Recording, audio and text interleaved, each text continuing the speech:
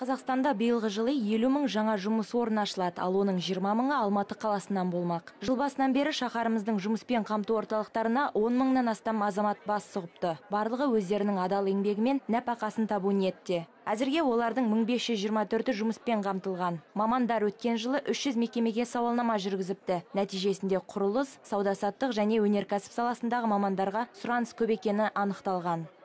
Наибольшие востребованными остаются, значит, это... Көбіне түрлі қызмет көрсету саласына мамандар қажет болып жатады. Атап айтқанда құрылысшы, жылу техниктер, сондай-ақ жоғарғы білімді талап етпейтін күзетшілер, аула тазалаушы, даяшы мен ыдыс-аяқ жуу қызметкерлері. Әрі бухгалтерлер мен менеджерлер сұранысқа ие.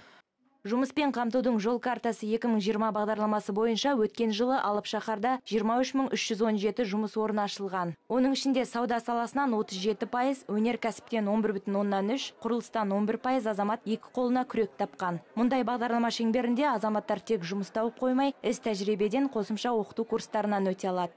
Осы жылы елбасы айтып кеткендей, осы бағдарламаның тиімділігі жақсы болғандықтан бұл бағдарламаны келешекте ары қарай жүзеге асыруды тапсырма берді. Сондықтан осы жылда 2015 жылы жаңағы ақша бұл бағдарламаға бөлінеді. Бұл бағдарламаның бәр бағыттары ары қарай жалғастырылады. Айта кетсек, мүмкіндігі шектеулі жандарды жұмыспен қамту мәселесі қарастырылған. Әзірге елімізде 289 мыңға жуық жарымжан түрлі кәсіпорындарда еңбек етіп келеді. Өткен жылы Алматы тұрғындарын жұмыспен қамтуға бюджеттен 5 миллиард теңге бөлінген болатын. Айдана Мейрамбайқызы, Виктор Королев, Алматы телеарнасы.